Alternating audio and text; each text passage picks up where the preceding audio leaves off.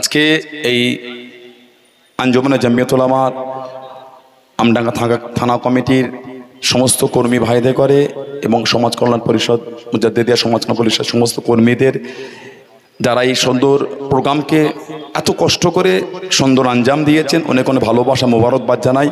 বিভিন্ন এলাকা থেকে যারা ছুটে এসেছেন সকলকে অনেক ভালোবাসা জানাই এবং আরও আমি আমার অন্তঃস্থল থেকে ভালোবাসা জানাই আমডাঙ্গা থানার আমার আইসি ভাই আমাদের রাজু সরকার ভাইকে, রাজকুমার সরকার ভাইকে আমি অনেক অনেক ভালোবাসা জানাই। তিনি ফিল্ডে এসেই আজকে আমাদের প্রোগ্রামকে সুন্দর করে পরিচালনা করার জন্য তিনি আমাদের কাঁধে কাঁধ মিলিয়েছেন এবং আমডাঙ্গা থানার সমস্ত পুলিশ স্টাফ ভাইদের করে অনেক অনেক ভালোবাসা জানাই এবং আইবি ডিপার্টমেন্ট থেকে যারা এসেছেন এবং দল মত আকিদা মাযহাব সব ভুলে জাতি ধর্ম বর্ণ নির্বিশেষে সকলকে আমার অন্তঃস্থল থেকে অনেক অনেক ভালোবাসা জানাই। আজকে আমাদের জানতে হবে যে ওয়াকফটা কি। আমরা দেখছি অনেক জায়গায় এমন কিছু ওয়াকফকে নিয়ে আলোচনা হচ্ছে যেন আমরা হিন্দু মুসলমান একে অপরের বিরুদ্ধে দাঙ্গা করতে চাইছি। এটা খুব ঘৃণিত কাজ, কিন্তু লোক সামনে পেয়ে জজবা দিয়ে বক্তব্য দেওয়াটাই কিন্তু সব জিনিস না, জনগণকে পার্টিকুলার বোঝানো এটাই বড় জিনিস কিন্তু আমি মনে করি। তা না হলে মিথ্যা অবশ্যই, হ্যাঁ জি ওই গাড়িটা পার করে দেন, প্রত্যেকের স্বাধীনতা আছে যে যা ধর্মীয় স্লোগান দেবে, কেন দেবে না? একে অপরের ধর্মীয় স্লোগানে ভয় খাবার কিচ্ছু নয়, তাঁদের ধর্মীয় স্লোগান অবশ্যই তাঁরা দেবেন, কেন দেবেন না? এতে আমাদের ওয়েলকাম সাধুবাদ জানানো উচিত আমি মনে করি। কেন ভয় করবো আমরা? কিন্তু দুঃখ তো লাগে যখন আমরা ইউপিতে দেখি মসজিদে মিনারে উঠে ঝান্ডা বাঁধে অন্য ধর্মের, এটা খুব ঘৃণা লাগে। তাদের মানসিকতাকে ভাবতে অবাক লাগে, কোন মানসিকতা তারা মানুষ, আমরা অবাক হয়ে যাই। ভাই বলছিলেন গতকাল কলকাতা যেটা হয়েছে, বাস থেকে একটা গেরুয়া পতাকা খোলা হচ্ছে, আমি এটা ধিক্কার জানাচ্ছি, আমি ব্যক্তিগত আমি এবং আশাবাদী প্রকৃত মুসলমান সেও ধিক্কার জানাবে। এটা আমরা এটা মানতে পারি না। তার অধিকার আছে তার ধর্মের পতাকা, তার ধর্মের ঝান্ডা, তার ধর্মের স্লোগান দিবার, কারো অধিকার নাই তার ধর্মের উপর আঘাত করার। কেন করবে? যদি ওই পতাকা কোনো মুসলমান বা প্রেশার ক্রিয়েট করে খুলে থাকে, আমি তার মানসিকতা ঘৃণা করছে, তার কর্মকে আমি প্রতিবাদ জানাচ্ছি। এটা আমার ভারতবর্ষের সংবিধান নয়, এটা আমার ভারতবর্ষের কৃষ্টি কালচার নয়। কিন্তু যদি সেই বাসওয়ালা নিজের স্বইচ্ছায় খুলে থাকেন, সেই ভিডিওটা গেলে হিন্দু মুসলমানের মধ্যে দাঙ্গা লাগাবার জন্য মিসগাইড যারা করছে তাদের করে ঘৃণা জানাচ্ছে, তাদের মানসিকতায় ধিক্কার জানাচ্ছে, তাদের মুখে থুতু ছিটাচ্ছে। আমরা আজকে অবাক হয়ে যায়। আমরা আজকে আমাদের ভাবতে ওয়াকফটা কি। আমি দেখছিলাম ওয়াকফ নিয়ে আমরা এর আগে পর্যন্ত এত ওয়াকিবহাল ছিলাম না বা এত কিছু আমরা জানতাম না। যারা ওয়াকফের মেম্বার বা বিভিন্ন এডুকেটেড মঞ্চে যারা মানে পার্টিসিপেট করেন, বক্তব্য দেন, তারা এর উপর ডিসকাস করেছেন জানেন, কিন্তু আমভাবে আমরা সবাই জানি না। ওয়াকফ কয়েক প্রকার হয়। আমাদের সমাজে যেই ওয়াকফ প্রপার্টি নিয়ে সমস্যা হয়েছে ওটা ওয়াকফে লিল্লাহ। কোরআন শরীফে 3 নম্বর সূরা সূরা আল ইমরানে 92 নম্বর একটা আয়াত আছে। আল্লাহ পাক বলেছেন লান তানালুল বিররা হাত্তা তুনফিকু মিম্মা তুহিব্বুন। আমার নবী পাক সাল্লাল্লাহু আলাইহি ওয়াসাল্লাম এই আয়াত যখন মদিনা নববী শরীফে বলেছেন, হযরত আবু তালহা রাদিয়াল্লাহু তাআলা উঠে দাঁড়িয়ে, তার একটা খাজুরের বাগান ছিল বাইরুহা, আর যেই বাগানে একটা কুয়া ছিল বীরহা নামক কুয়া। হুজুর বলে ইয়া রাসূলুল্লাহ সাল্লাল্লাহু আলাইহি ওয়াসাল্লাম, হুজুর আমি এই বাগানটা আপনার হাতে আল্লাহর রাস্তায় আমি হুজুর দান করে দিলাম, ওয়াকফ করে দিলাম, বিলীন করে দিলাম। তাই এই ওয়াকফ হলো, ওয়াকফের শাব্দিক যদি আপনি শব্দ ভাবেন, এটা হলো থামানো বা আটকানো। যারা হিফজ লাইনে পড়েন তারা ওয়াকফ মানে থামো, স্টপ করো, তিলাওয়াত করতে করতে থামো, এটা হিফজ বিভাগে এটা ব্যবহার হয়ে থাকে। তো ওয়াকফের একটা মানে হলো থামানো বা আটকানো। আর আমরা যদি দেখি সম্পত্তির হাত বদল, কোন জায়গার হাত বদল, আমাদের সমাজে যে ওয়াকফ প্রপার্টি নিয়ে আজকে এই সমস্ত গোটা ভারত জুড়ে আন্দোলন তৈরি হয়েছে, আমাদের পূর্বপুরুষ আমাদের মুরব্বীরা তাদের ব্যক্তিগত জায়গা ব্যক্তিগত সম্পত্তিকে আল্লাহর রাস্তায় আল্লাহকে খুশি করার জন্য আখিরাতের স্বার্থে তারা ব্যয় করেছেন। এই ওয়াকফের জায়গার মালিক হলেন আল্লাহ। ওয়াকফ সম্পত্তিকে বিক্রি করতে পারবেন না। আর যে কাজের জন্য ওয়াকফ করা হয়েছে, যে কাজের জন্য ওয়াকফ করা হয়েছে সেই কাজের জন্যই ব্যবহার হবে। মাদ্রাসা, মসজিদ, ঈদগাহ, খানকা, কবরস্থান এগুলো দেখভালের জন্য যে কাজের জন্য প্রপারলি ব্যয় করা হয়েছে তার জন্য এটা কার্যকরী হবে। আজকে যে জায়গায় কেন্দ্রীয় সরকার আমাদের ওয়াকফের সম্পত্তির উপর যেভাবে দখল নিতে চাইছে, আজকে যে আইন এনেছেন এই আইনে কেন্দ্রীয় সরকার তিনি আইন এটাই পাশ করেছেন যে ওয়াকফ সরকারের নেতৃত্বে পরিচালনা হবে, কিন্তু এর আগে পর্যন্ত যেটা ছিল সেটা রাজ্য সরকারের অধীনস্থে রাজ্য সরকারের মনোনীত মুসলিম ব্যক্তিদের দ্বারা এডুকেটেড শিক্ষিত ডক্টর, লয়ার, ইঞ্জিনিয়ার এবং এমপি, এমএলএ তাদের করে ওয়াকফ মেম্বারে নথিভুক্ত করে মুসলিমদের ধর্মীয় বিধান অনুযায়ী এই সম্পত্তি ব্যয় হতো। কিন্তু আজকে কেন্দ্রীয় সরকার যে আইন আনছে সে নিজে আমাদের সম্পত্তির উপর হস্তক্ষেপ করে তার ইচ্ছা মতন এই সম্পত্তিকে সে ব্যবহার করতে চাইছে। এটা আমাদের শরীরে এক ফোঁটা রক্ত থাকতে আমরা এই জায়গা কোনোদিন কেন্দ্রীয় সরকারের অধীনস্থে তার হাতে দায়িত্ব দিয়ে ব্যয় করার অধিকার তাকে কোনোদিন দিতে পারি না। আমরা এই জায়গার মালিক আমরা না, এই সম্পত্তির মালিক আমরা না।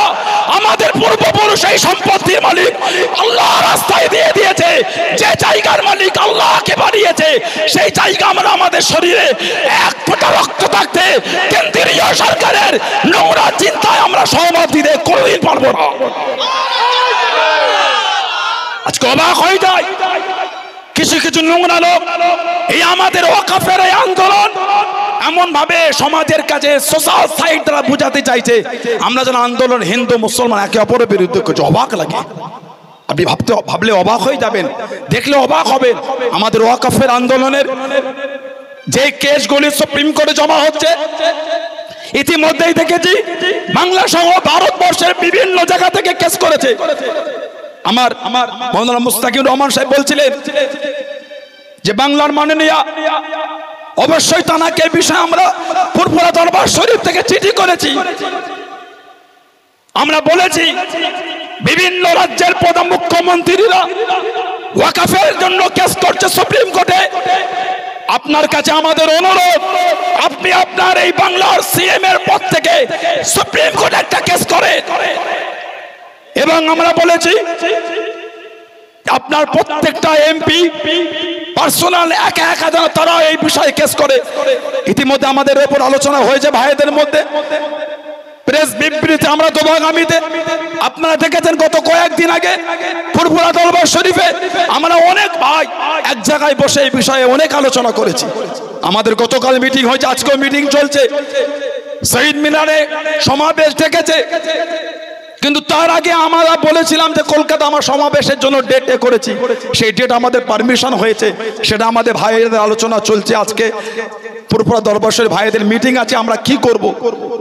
কেন ইতিমধ্যে আমাদের কলকাতায় একটা পারমিশন অলরেডি আমাদের হয়ে গেছে, আবার 26 তারিখে মিটিং, তার আগে আমাদের মিটিংয়ের পারমিশন অলরেডি বার হয়ে গেছে।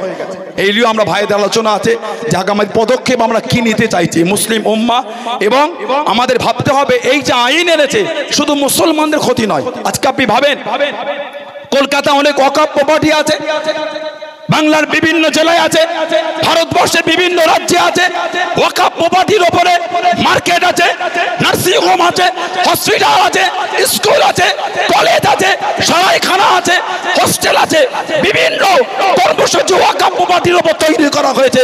যদি ওয়াকফ প্রপার্টি একটা নাম আমি উল্লেখ করি, বাক্সার কাজ 7 পয়েন্টের পাশে ইসলামিয়া হসপিটাল ওয়াকফ প্রপার্টির উপরে যদি কেন্দ্রীয় সরকার ওয়াকফ প্রপার্টিকে নিজের হস্তক্ষেপ করে, নিজের ইচ্ছা মতন ব্যয় করে, ইসলামিয়া হসপিটালে শুধু মুসলমান ট্রিটমেন্ট পায় না, হিন্দু পায় না, পাঞ্জাবি পায় না, গুজরাটি পায় না, শিখ পায় না, বৈদ্য পায় না, দলিত পায় না, আদিবাসী পায় না, ভারতবাসী এই ইসলামিয়া হসপিটালে ট্রিটমেন্ট পায়। তাহলে বলেন ওয়াকফ প্রপার্টির ক্ষতি করা শুধু মুসলমানের ক্ষতি নয়, ভারতবাসীর ক্ষতি করা। এগুলো আমাদের ভাবতে হবে। আমার হিন্দু ভাইদের ভাবাতে হবে, খ্রিস্টানদের ভাবাতে হবে, দলিত আদিবাসীদের ভাবাতে হবে। আজকে কারা যেন পার্লামেন্টে দাঁড়িয়ে বলছিল না, কেন্দ্রীয় কিরণ রিজিজু না কি নাম ওনার, অবাক হয়ে যায়। তিনি বলছিলেন আমরা हमें बिल ला रहा है मुसलमान के लिए, पिछड़े वालों के लिए ला रहा है। शर्म आना चाहिए आपको, शर्म नहीं आते क्या? কখনো কখনো আয়নার সামনে দাঁড়িয়ে নিজের মুখটা দেখবেন, ভেতরের চিন্তা আলাদা আর বাইরের চিন্তা আপনাদের আলাদা। যখন ভারতবর্ষের ট্রেনে, রেলে, বাসে, গাড়িতে, বাজারে, বাড়ি থেকে বার করে রাস্তায় হেঁটে যাওয়া অবস্থায় মুসলিমগুলোকে পিটিয়ে পিটিয়ে হত্যা করে, মিট খাওয়ার মিথ্যা অজুহাত দেখিয়ে যুবক যুবক ছেলেগুলোকে রাস্তায় হত্যা করে, তখন তো আপনাদেরকে কোনো প্রতিবাদ পার্লামেন্টে দেখতে পাই না। আজকে কুমিরের কান্না এসেছেন আপনারা, আজকে কুমিরের কান্নাকে আমাদের মন ভুলাতে চাইছেন।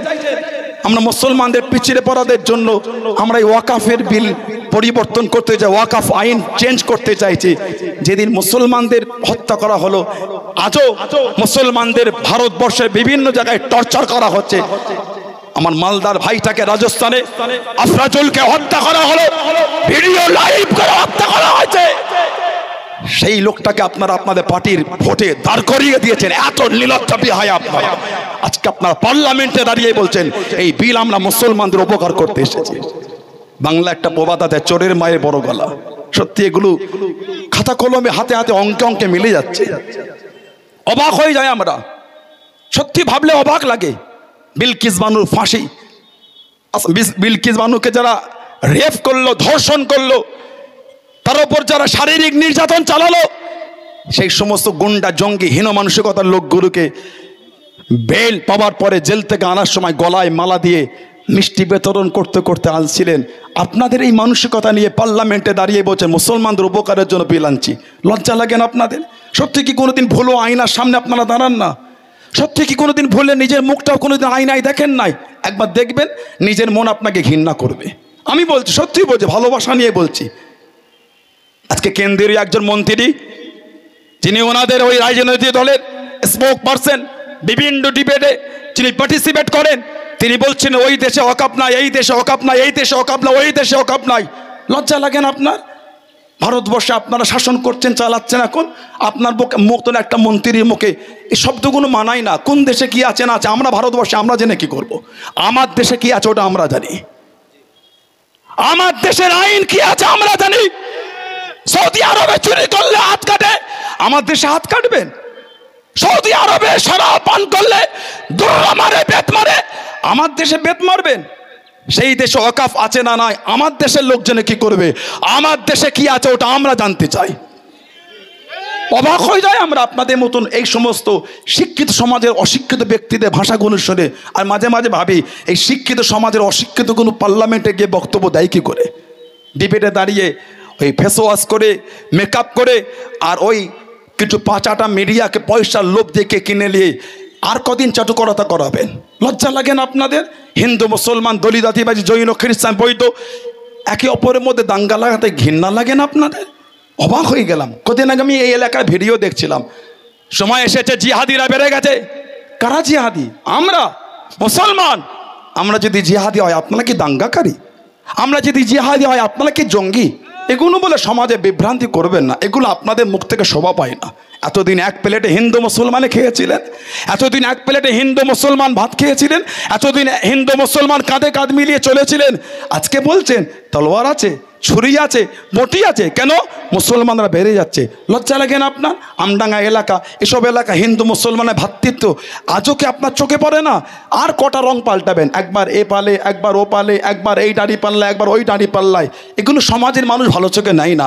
ওই তিনটি লোককে পয়সার লোভ দেখিয়ে, পা চাটিয়ে, দালালি করিয়ে সমাজেগুলো শোভা পায় না, সমাজেগুলো ভালোভাবে না। এগুলো বন্ধ করেন। আপনি আপনার রাজনৈতিক জায়গায় আছেন, আমি আমার অরাজনৈতিক প্ল্যাটফর্মে আছি। এগুলো করে কেন হিন্দু মুসলমান দাঙ্গা লাগাচ্ছেন? কেন হিন্দু মুসলমান অশান্তি করতে চান? এগুলো বন্ধ করেন।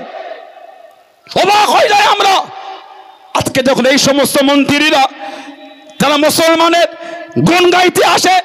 আমি গত 3 দিন আগে আপনারাও দেখেছেন, ইউপিতে একটা দলিত স্বামী স্ত্রী বাইকে করে যাচ্ছিল, সেই মহিলাটাকে দাঁড় করিয়ে কিছু জঘন্য, হীন, বাপের নোংরা পরিবেশে তৈরি সন্তান ভারতবর্ষে এই নোংরা নেতাদের নোংরা বক্তব্যের দ্বারা নিজের মানসিকতা পরিবর্তন করা সন্তান, সেই দলিত মহিলাটাকে দাঁড় করিয়ে তার স্তন টিপতে, তার স্তনের মধ্যে হাত দিয়েছে। হয়তো আমার শব্দটা নোংরা হয়ে গেল, আমি আপনাদের কাছে করজোরে ক্ষমা চেয়ে নিলাম।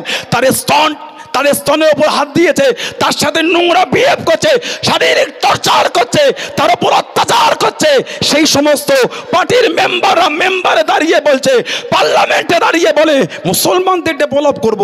আপনাদের কাছে একটা দলিত, আমার বোন আমার মা সুরক্ষিত নয়, মুসলমানের বাড়ি মেয়েগুলো সুরক্ষিত হবে কি করে? অবাক হয় আমরা। পার্লামেন্টে দাঁড়িয়ে ভাষণ দিচ্ছে, লজ্জা লাগে না?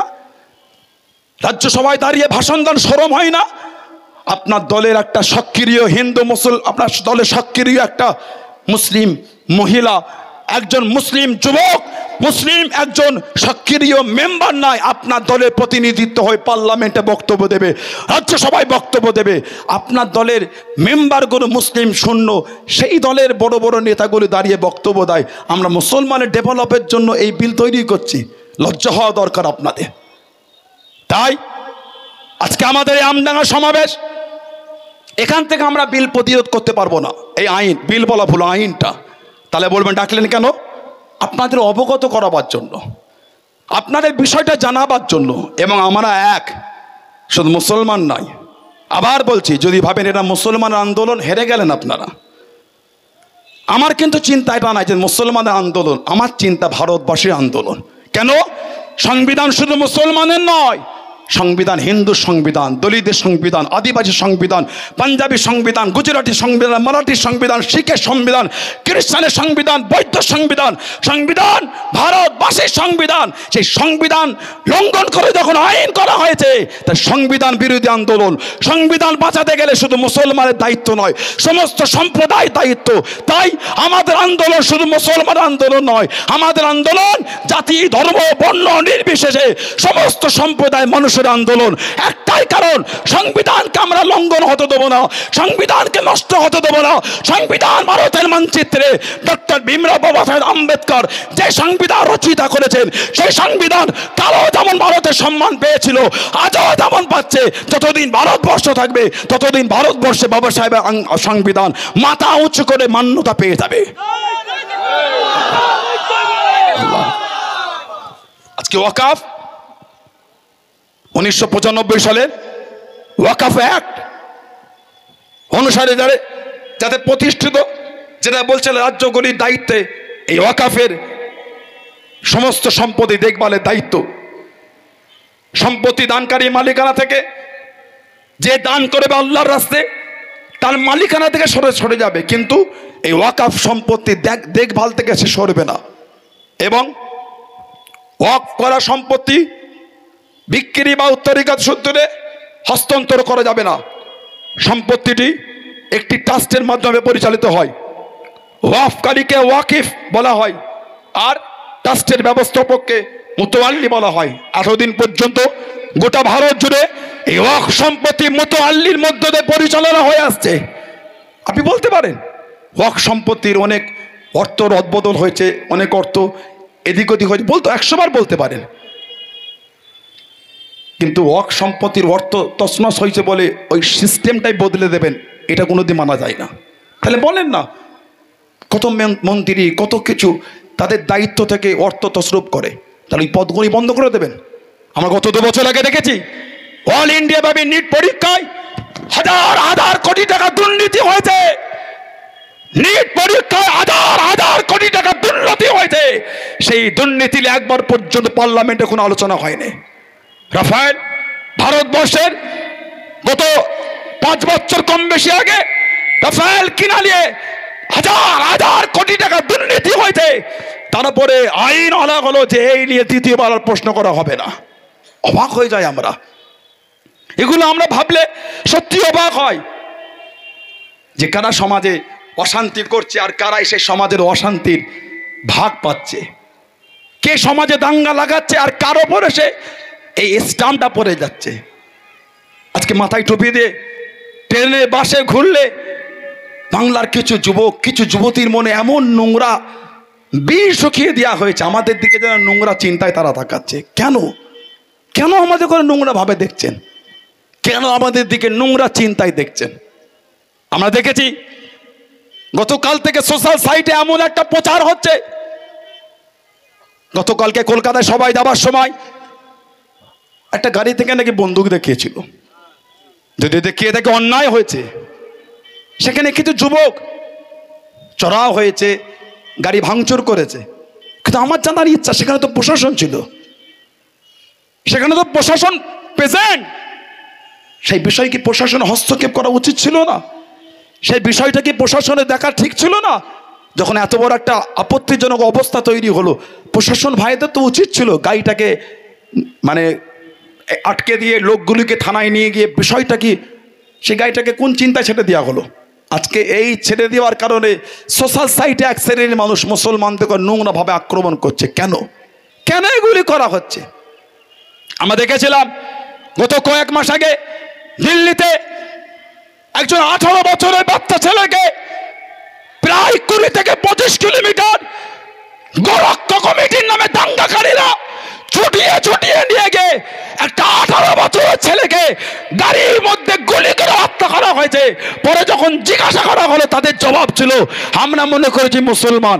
লজ্জা লাগে না আপনাদের? মুসলমান হলে মানতে হয়, মুসলমান হলে হত্যা করতে হয়, মুসলমান হলে গুলি করতে হয়। কি মানসিকতা তৈরি হয়েছে আপনাদের? একটাই কারণ তৈরি হয়ে যায়, নোংরা সরকারের কিছু নেতাদের নোংরা ভাষণের জন্য। তাই আমরা আজকে অঙ্গীবদ্ধ হব, জাতি ধর্ম বর্ণ নির্বিশেষে আমরা একে অপরের সমস্ত অসুবিধায় পাশে দাঁড়িয়ে তীব্র থেকে কঠিন তীব্র আন্দোলন তৈরি করব। আবার আমি আপনাদের কাছে বলবো, কোনোদিন ভাববেন ওয়াকাফের আন্দোলন শুধু মুসলমানদের আন্দোলন, হেরে গেলেন আপনি। এই মানসিকতা আমি আন্দোলনে নামিনি, আমি আন্দোলন নেমেছি ওয়াকাফের আন্দোলন, ভারতবাসীর আন্দোলন। এই মানসিকতা তৈরি করেন। কেন ওয়াকাফ শুধু মুসলমানের নয়, এই ওয়াকাফের জায়গায় আমার অনেক হিন্দু ভাইরা উপকৃত হচ্ছে। তার সাথে সাথে আমার ভাই যেটা বলছিলেন, এরপরে চিন্তা এদের দেবত্বের সম্পত্তি, যেটা হিন্দু ভাইদের, খ্রিস্টান ভাইদের সম্পত্তি আছে গির্জার, শিখ ভাইদের আছে গুরুদ্বারার, সব সম্পত্তিগুলো এই 56 ইঞ্চি সেনা, হাম তো ফকির আদমি হে ঝোলা লেকে ভাগ চলেঙ্গে, হাম তো ফকির হে। ফকির আগে থেকে সব মাল বিদেশে পাচার করে দিচ্ছে। বিজয় মালিয়া, নীলম মোদী, অনিল মোদী, এই সমস্ত চেলাগুলোকে দিয়ে হাজার হাজার কোটি টাকা সম্পত্তি আগে থেকে বিদেশে পাচার করে দিচ্ছে। কেনই জানে, যেদিন আমার গদি উল্টাবে একটা মুহূর্ত দেশে থাকার মতন আমার অবস্থা থাকবে না। পার্লামেন্টের মতন জায়গায় পায়ের ওই যেটা পরে আমরা চলি, ওটার পায়ে থাকবে না, হাতে উঠে যাবে। জনগণের সেটা জানেও ভালো করে। আজকে অবাক, আমাদের কোন সম্পত্তির উপর হস্তক্ষেপ করতে চাইছে? ভারতের মোট ওয়াকফ সম্পত্তি হলো 9.4 লক্ষ একর, নিয়ন্ত্রণ ও পরিচালনা করে, যার আনুমানিক মূল্য 1.2 লক্ষ কোটি। 1.2 লক্ষ কোটি।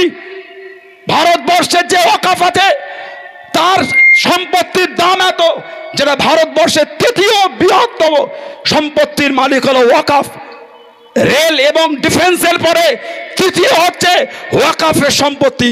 পশ্চিমবাংলায় প্রায় 80 থেকে 82 হাজার একর সম্পত্তি পশ্চিমবাংলায় ওয়াকফের সম্পত্তি আছে। আজকে আমরা কিছু কিছু ভাই বলছে ওয়াকফ এটা বন্ধ করে দেওয়া হোক, এটা কোথা থেকে এলো? আমি গতকাল রাতে হিস্ট্রি দেখতে গিয়ে পেলাম, ওয়াকফ প্রথমে হয়তো দিল্লি সালতানাতের প্রথম যুগ থেকে শুরু হয়, যখন সুলতান মহিউদ্দিন শামস তানার ক্ষমতা চলছে, তখন থেকে ওয়াকফ এইটা শুরু হয়েছে। 19 শতকের শেষের দিকে ব্রিটিশ রাজত্বকালে লন্ডনের প্রিভি কাউন্সিলে পৌঁছানো একটি ওয়াকফ সম্পত্তি নিয়ে বিরোধের পর ভারতে ওয়াকফ বিলুপ্তির আহ্বান জানিয়ে একটি আন্দোলন শুরু হয়। মামলার শুনানিকারী 4 ব্রিটিশ বিচারক ওয়াকফকে সবচেয়ে খারাপ ও সবচেয়ে ক্ষতিকারক ধরনের একটি চিরস্থায়ী ব্যবস্থা হিসাবে নিন্দা করেছে এবং এটিকে অবৈধ ঘোষণা করে। তবে আমার ভারতবর্ষে এই সিদ্ধান্ত গৃহীত হয়নি এবং 1913 সালে মুসলিম ওয়াকফ বৈধকরণ আইন ওয়াকফ প্রতিষ্ঠানকে সংরক্ষণ করে। তারপর থেকে ওয়াকফ বিলুপ্ত করার আর কোনো প্রচেষ্টা করা হয়নি। স্বাধীনতার পর 1954 সালে আইন পাশ হলে 1964 সালে আইনসম্মত সংস্থা central Waqf council of India প্রতিষ্ঠা হয়। সেই প্রতিষ্ঠার মধ্য দিয়ে আজও পর্যন্ত ভারতবর্ষে এই ওয়াকফ চলে আসছে। 2013 সালে সংশোধনী ওয়াকফ ব্যবস্থাপনাকে আরো দক্ষ স্বচ্ছ করার জন্য 2013 সালে আইনের কিছু বিধান সংশোধন করা হয়েছিল, কিন্তু কোনো সময় ওয়াকফের মূল বিধান পরিবর্তন করা হয়নি। কিন্তু আজকে আমরা দেখছি ওয়াকফের এই আইন পরিবর্তনের নামে পুরো ওয়াকফের সিস্টেমটাকে বদলে দিয়ে আমাদের হাত থেকে তাদের হাতে ক্ষমতা নিতে চাইছে। কেন? আমাদের মুরব্বীদের রক্ত পানি করো, পয়সা দিয়ে সম্পত্তি কিনে আল্লাহকে খুশি করার জন্য, ইসলাম বাঁচাবার জন্য, মসজিদ মাদ্রাসা খানকা কবরস্থান ঈদগাহ বাঁচাবার জন্য যে সম্পত্তি আল্লাহ রাস্তায় ব্যয় করেছে, আল্লাহ রাস্তায় ব্যয় করা সম্পত্তি এই জালেম, এই বর্বরতা, এই ইগোশরগুলি আমাদের হাত থেকে ছিনিয়ে এনে তাদের ইচ্ছা মতন ব্যবহার করার জন্য তারা ছিনিয়ে নিতে চাইছে। শরীরে এক ফোঁটা রক্ত থাকতে ইমানি মুসলমান, ভারতবর্ষের মুসলমান, ভারতবর্ষের মানুষ এই কেন্দ্রীয় সরকারের আইন মানছি না, মানছি না, মানছি না। আমরা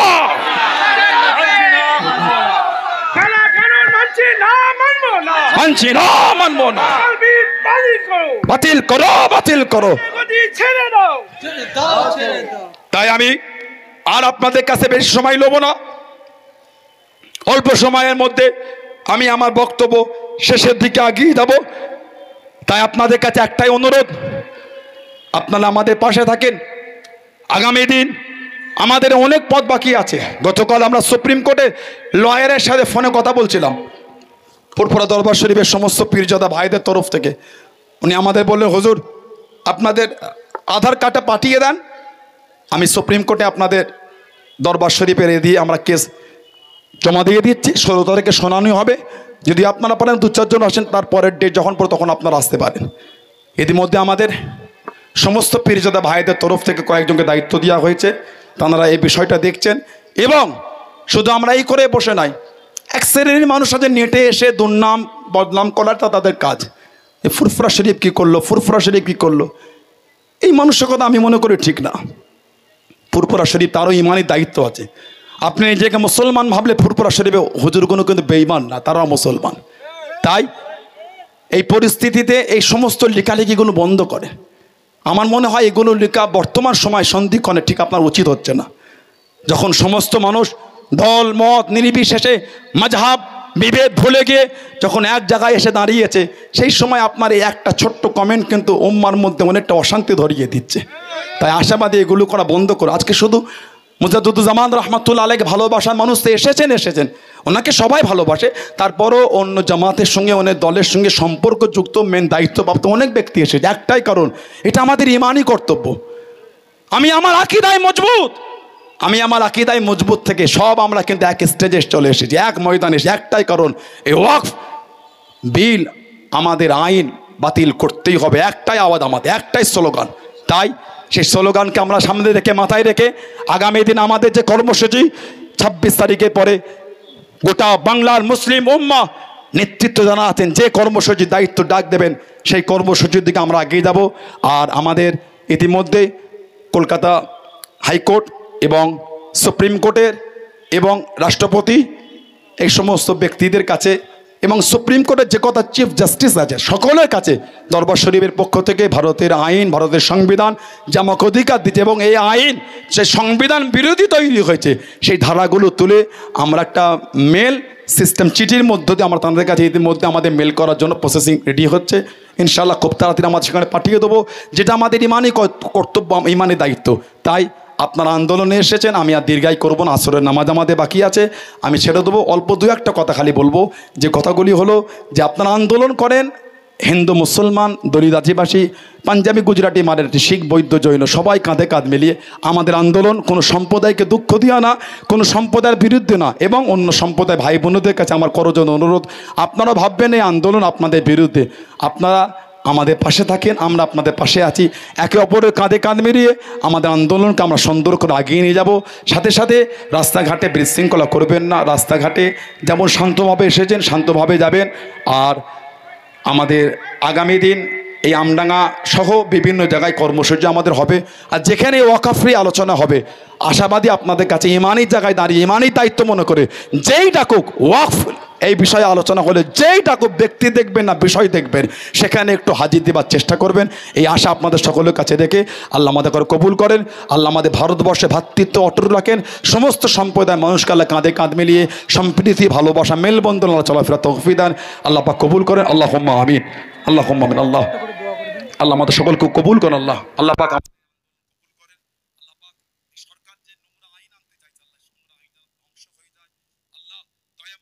মেহরবানি করে আপনি আল্লাহ আমাদের সকলকে কামিয়াবি করেন, আমাদের সমাজে সমস্ত সম্প্রদায়ের মানুষকে কাঁধে কাঁধ মিলে ভাতৃত্ব ভালোবাসার চলা তৌফিক দান করেন। যারা আমাদের সমাজে অশান্তি করতে চাইছে, ঝগড়া লাগাতে চাইছে, যে সমস্ত নোংরা ব্যক্তিদের হাত থেকে আল্লাহ আমাদের হেফাজত করেন, নোংরাকারীদের থেকে আল্লাহ আমাদের হেফাজত করেন। আল্লাহ পাক 16 তারিখে সুপ্রিম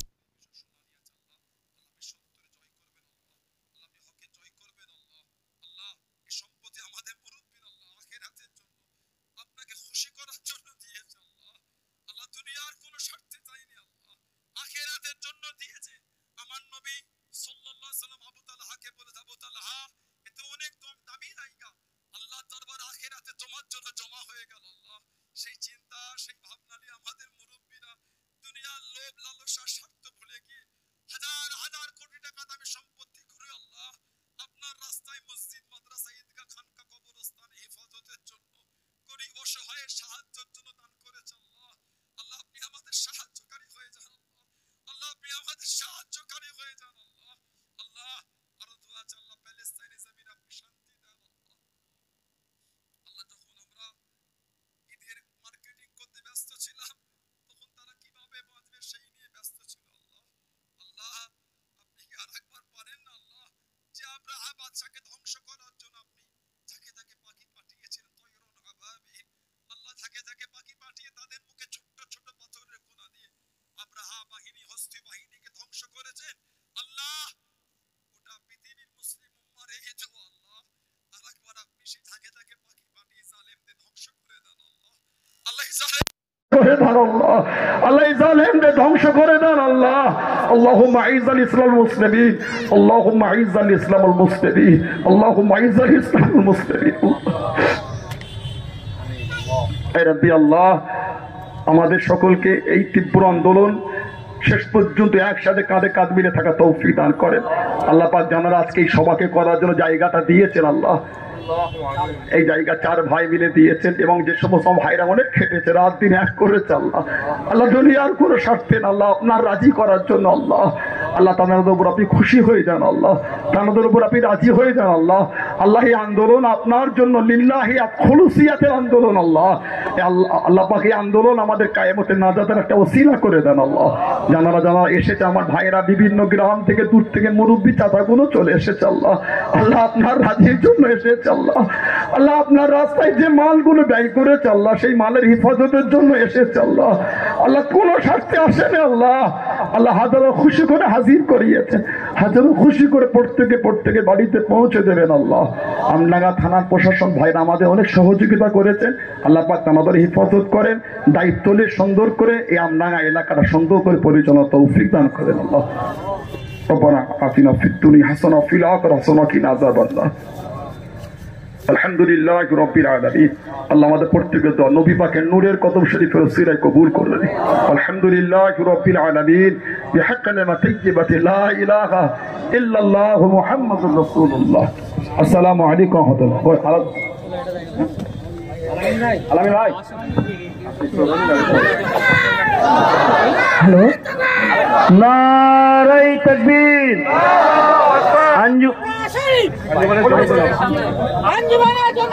अंजुमने जमियते उलामा अंजुमने जमियत उलामा बीजेपी रे काला कानून मानछिना मानबो ना बीजेपी रे काला कानून मानछिना मानबो ना ए साम्प्रदायिक शक्ति दूर हटो।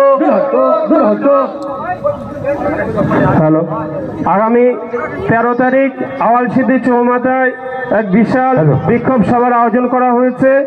আগামী 13 তারিখ বিকাল 3 ঘটিকায় আগামী 13 তারিখ বিকাল 3 ঘটিকায় আওয়ালসিদ্ধি চৌমাথার বুকে এক বিশাল জনসভার আয়োজন করা হয়েছে এই ওয়াকফ বিলের বিরুদ্ধে।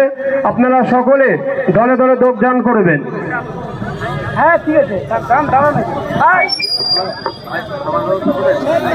ও ভাই আবুল কালাম একটু দাঁড়ান। রহমতুল্লাহ ভাই বইসগাছা রহমতুল্লাহ ভাই ভারতবর্ষে কালা আইন মানছি না মানলো না ভারতবর্ষে কালা আইন মানছি না মানলো না এ মন ভারতবর্ষ জিন্দাবাদ এ মন ভারতবর্ষ জিন্দাবাদ কালা আইন মানছি না মানলো না এ আইনের বিল বাতিল করতে হবে নইলে গদি ছাড়তে হবে।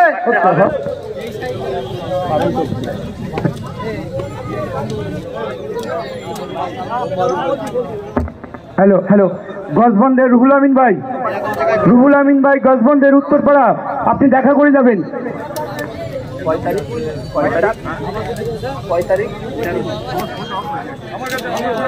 আগামী 13